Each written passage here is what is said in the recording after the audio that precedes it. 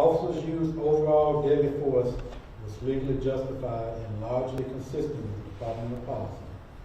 Our office allows continued discharge of his firearm while operating constitute substantial safety concern under Policy 185 and warrants policy clarification and training reinforcement moving forward. At this time, that concludes the statement that I need to make, that I have to make.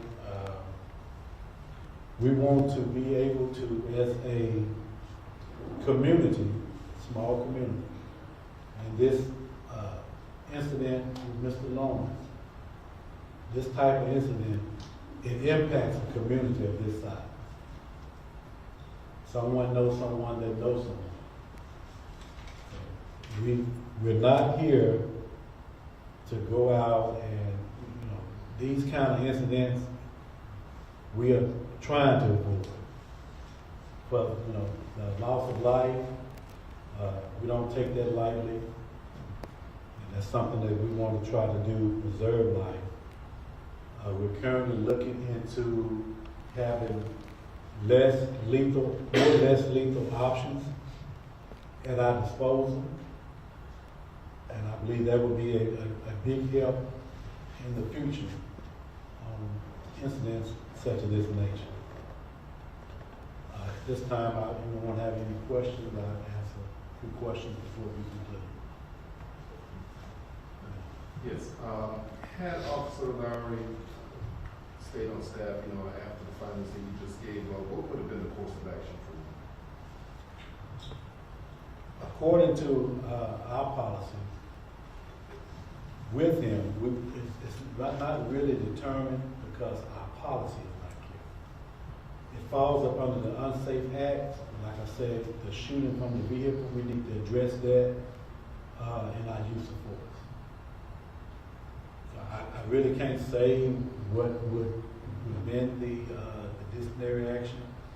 It would have went through our blue teams, and it would have came down to the command staff with recommendations and then a final determination. Are you concerned of any lawsuits that may arise from the shooting? I'm pretty sure there will probably be lawsuits that will be left up to the attorneys to handle. So, shoot.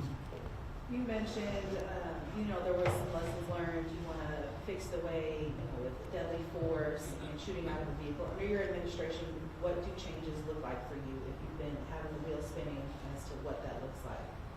As far as changing the policy for the deadly force? What would you like to see specifically? As far as the deadly force, I think it needs to be more clarity, especially concerning the shooting from the vehicle. More clarity with our use of force, more training, and give us more options before the actual use of the deadly force. Sometimes it's a difference between imminent danger, which is during a period of time, and then you have immediate danger, which means it's right now. Sometimes you don't have time to react, but definitely more training, more options for less lethal use of force. Chief, I'm just asking for clarification purposes here. Early on, there were some rumors that the suspect was allegedly firing his weapon as he ran away. I want to assume, based on what you said today, that was determined not to be true. According to the information that was given to me, it was more that the weapon was pointed in the direction of the house. At the time,